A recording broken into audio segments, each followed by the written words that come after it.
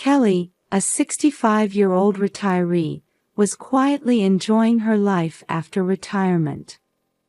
She spent her days volunteering at a local children's facility. Interacting with the children naturally reminded her of her own grandson, Noah. Noah was 5 years old and meant the world to Kelly, but their relationship wasn't very deep. Kelly's son Daniel was in his mid-30s and had been married to his wife Scarlett for several years. Daniel was busy with work, and Noah's care was mostly left to Scarlett. Kelly would sometimes visit Noah, but she wasn't always welcomed.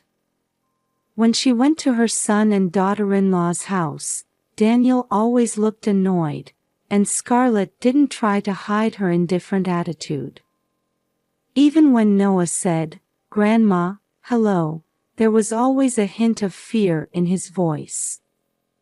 This bothered Kelly, but she never pursued it too deeply for fear of damaging her relationship with her son and daughter-in-law.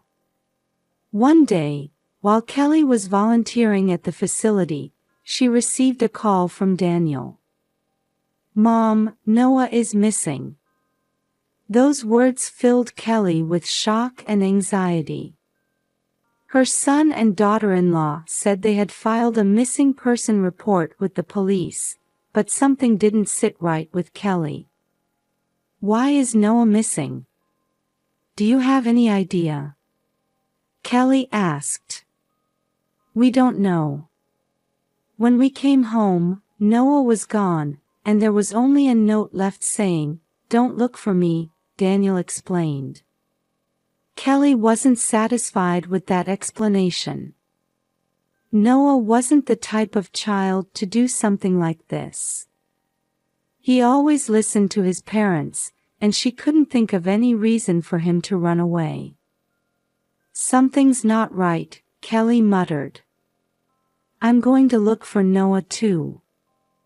Trusting her instincts, Kelly began searching for Noah.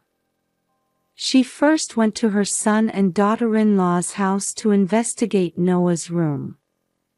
His room was tidy, and nothing seemed out of the ordinary. However, one photograph caught her eye. It was a photo of Noah smiling, but there was something unnatural about his smile. This child might be hiding something, Kelly thought. She decided to examine Noah's room more closely. That's when she found a small box under the bed. Inside the box were several drawings Noah had made. Upon closer inspection, the drawings seemed to express Noah's inner feelings. He harbored fear and frustration towards his parents and may have been using his drawings to calm himself. One drawing, in particular, caught Kelly's attention.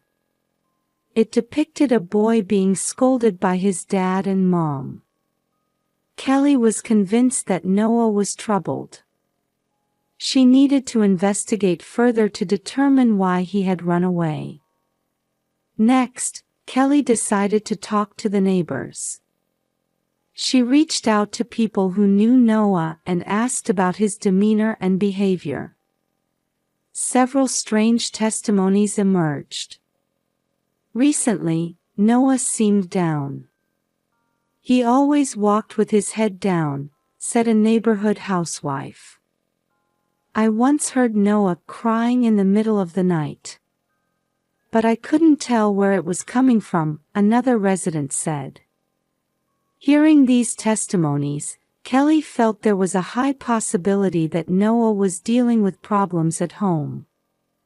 She resolved to keep searching for him, never giving up until he was found.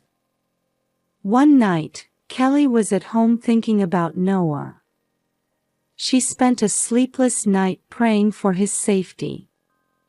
After finishing her volunteer work at the facility, she felt a pain in her chest every time she thought of Noah. How did this happen? Kelly asked herself. "I just hope he's safe." That night, Kelly couldn't sleep. Lying in bed, she checked the clock repeatedly.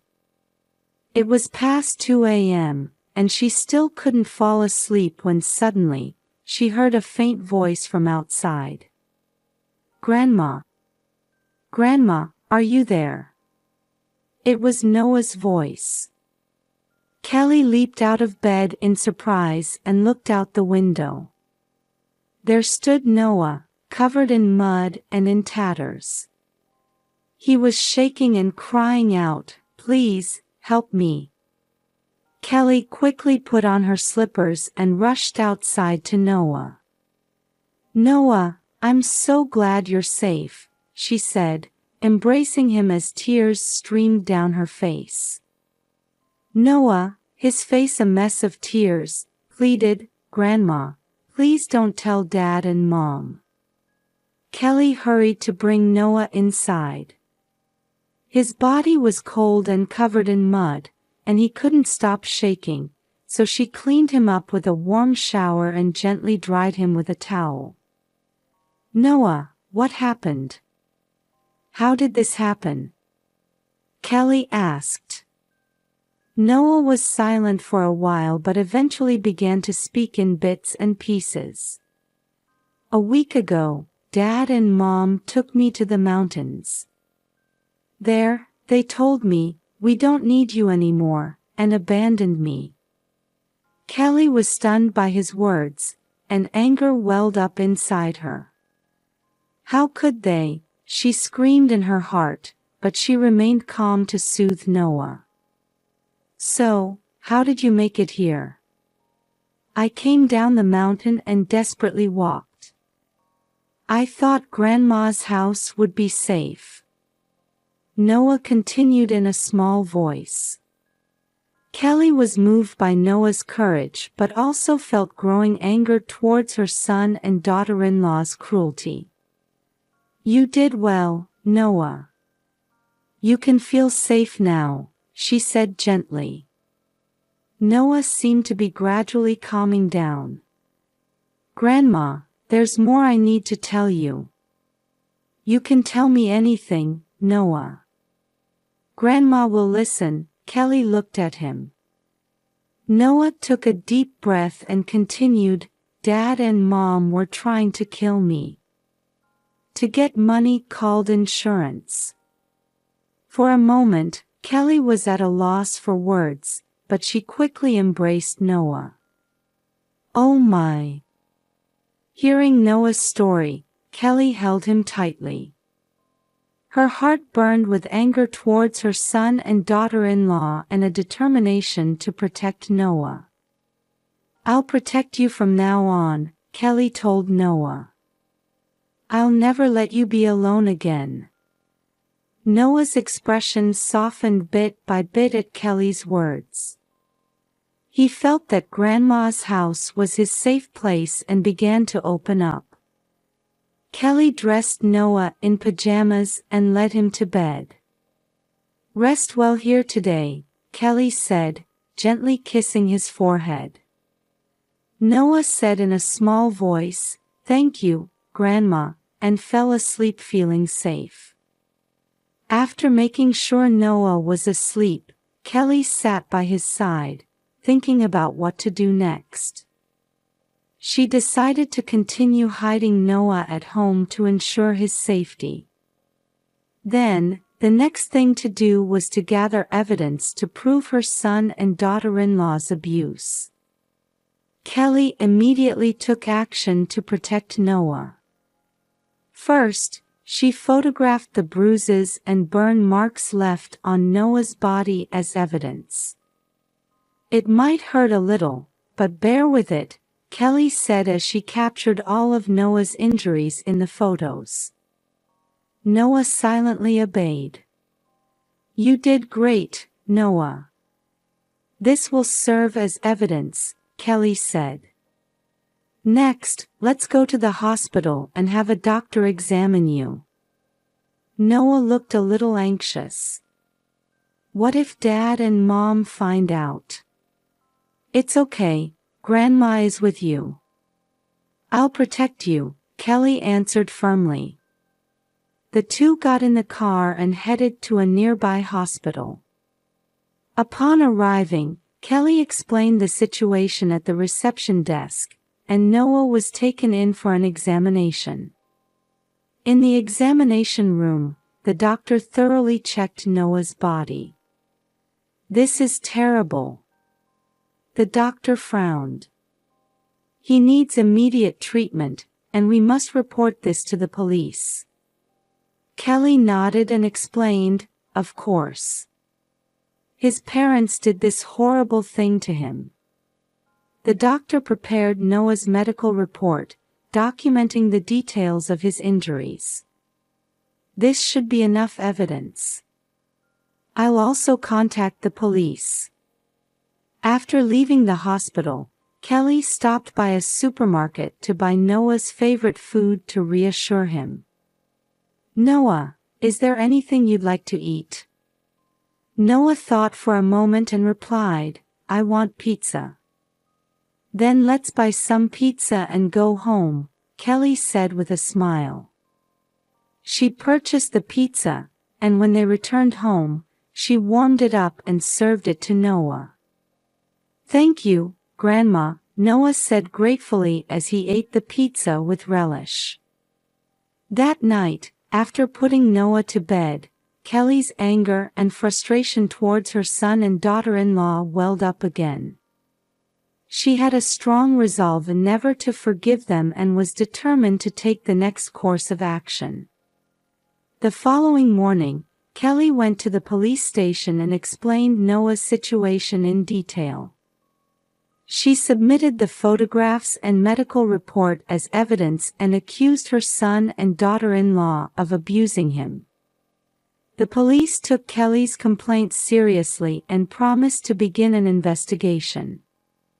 "Don't worry, we'll start the investigation right away," the police officer said. "We'll take protective measures to ensure Noah's safety." Kelly was somewhat reassured by those words but couldn't fully relax. She felt she couldn't let her guard down until her son and daughter-in-law faced legal consequences. Back at home, Kelly made time to play with Noah to cheer him up. She read his favorite picture books and played games with him, trying to help Noah regain his smile, even if just a little. "Grandma, thank you. I feel safe when I'm at your house," Noah said with a smile. "That's wonderful, Noah. Grandma is happy to have you here too," Kelly replied. Kelly made a point of respecting Noah's feelings and always being there for him so that he could feel at ease.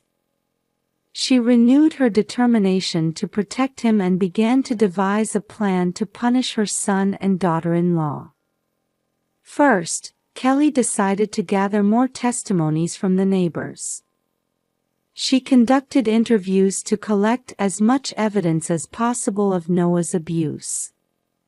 One neighbor testified, "I heard Noah crying recently. But it quickly became quiet, so I thought it was strange." Another neighbor said, "I heard Noah screaming in the middle of the night, but after that, I didn't see him around." Kelly took notes of these testimonies and recorded them with a voice recorder. "Thank you very much. This testimony is extremely important." Kelly expressed her gratitude and rushed off to gather more evidence. At the same time, Kelly also focused on caring for Noah's emotional well-being. She made efforts in their daily life to ensure he could spend his days feeling at ease and experience even a little happiness. Noah gradually opened up and deepened his bond with Kelly. One night, Kelly was reading a picture book with Noah. He sat on her lap, happily turning the pages of the book. "Grandma, I love this book," Noah smiled. "That's wonderful, Noah. Grandma loves this time too," Kelly replied. After Noah fell asleep, Kelly quietly peeked into his room and gazed at his peaceful sleeping face. "I will absolutely protect you," Kelly vowed in her heart. On another day, Noah said to Kelly, "Grandma, I had a dream. I was playing with you in a big park." Kelly smiled and replied, "That's a beautiful dream, Noah. Shall we go to a real park together next time?" "Yes, I want to go." Noah's eyes sparkled. Kelly and Noah supported each other as they built a new life together. One day, after sending Noah off to school, Kelly received a call from the police. "The investigation into your son and daughter-in-law has progressed. We plan to make arrests soon." While relieved by the report, Kelly felt she couldn't let her guard down until her son and daughter-in-law faced legal consequences. The next day, Kelly went to her son and daughter-in-law's house with the police. She had the police wait outside while she went in to talk to her son and daughter-in-law first. When she knocked on the door, her son Daniel answered. "What do you want, Mom?" Daniel said coldly. "Daniel, I need to talk to you." "Please let me in," Kelly said with a firm attitude. Daniel opened the door, displeased. "Fine. Make it quick." Kelly entered the house and faced Daniel and Scarlett in the living room. Scarlett had her arms crossed, staring at Kelly with an unpleasant expression. "What did you come here for?" Scarlett asked sullenly. "I'm here to talk about Noah." "I know everything you've done to him," Kelly said calmly. For a moment, Scarlett looked surprised, but her expression quickly turned into a sneer. "What are you talking about? Do you have any proof?" "Of course I do. Noah's testimony, the neighbors' testimonies, and photos and a medical report of the injuries on his body." "I have it all," Kelly replied resolutely. Daniel showed signs of panic and blurted out, "That kind of evidence can be dealt with in any way." Scarlett concurred, "That's right. No one will believe we did anything to Noah. We're obviously more credible." Kelly's anger swelled, but she maintained her composure. "You tried to kill Noah. For insurance money. Do you understand how despicable that is?" "Despicable? Don't make me laugh. We wouldn't be inconvenienced if that child was gone," Scarlett sneered. "That's right. If Noah disappeared, we'd have more freedom," Daniel said cruelly. Kelly was at a loss for words at their statements, and her anger reached its peak. "Do you even have human hearts?" At that moment, police officers entered the room. "Daniel Miller, Scarlett Miller, you're under arrest for child abuse and attempted murder." Daniel and Scarlett were stunned and shouted, "Police! This can't be real. What you've done is absolutely unforgivable. To protect Noah, you must face legal consequences," Kelly said resolutely. Daniel's anger was evident as he shouted, "There's no way we'll be arrested for this. We're innocent." Scarlett also desperately claimed, "This is some kind of mistake. We didn't do anything like that." However, the police officers calmly took them into custody. Kelly expressed her gratitude to the police officers, saying, "Thank you very much. Now Noah is safe." The police officer nodded and said, "Your courage and determination saved Noah. He can now live safely. Kelly immediately returned to Noah.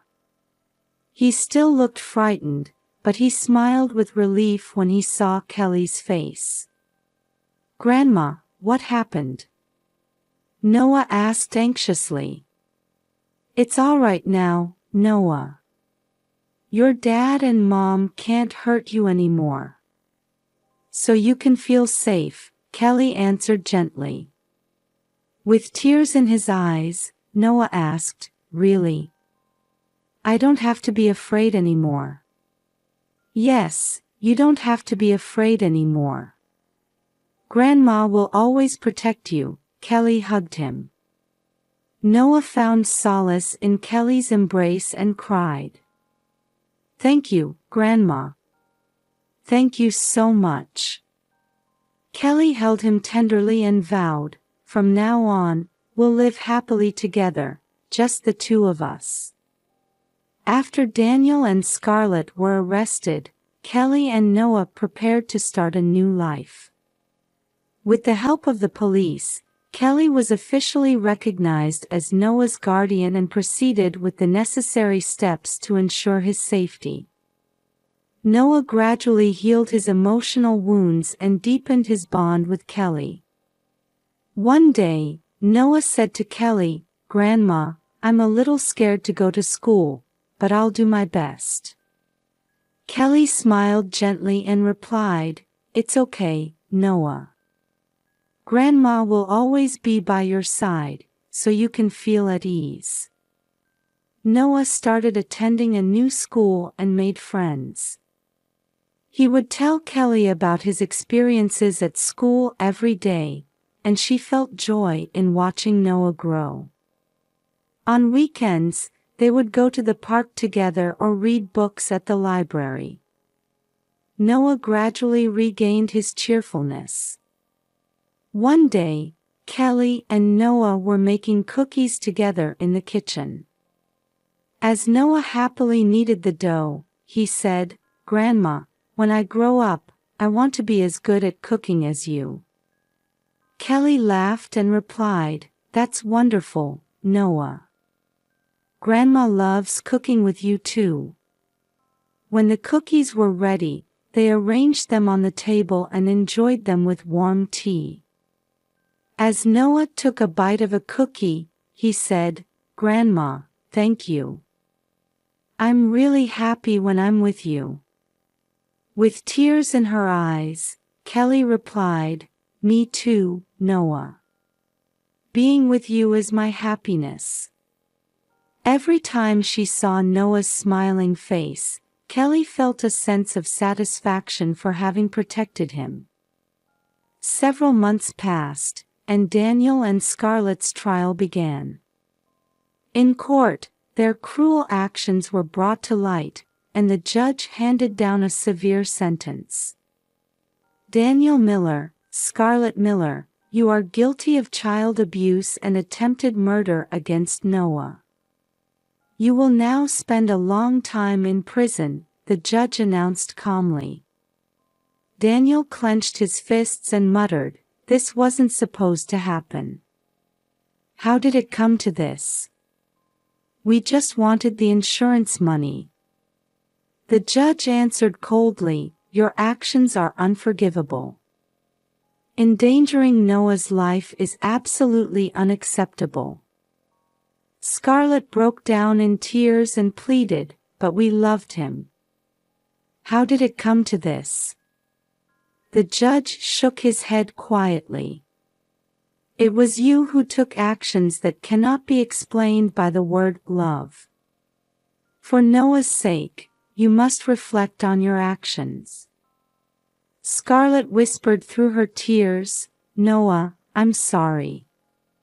Kelly and Noah left the courtroom and took a step towards building a new life.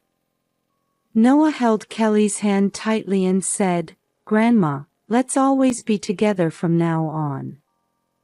Kelly smiled and replied, "Of course, Noah. We'll continue to live happily together."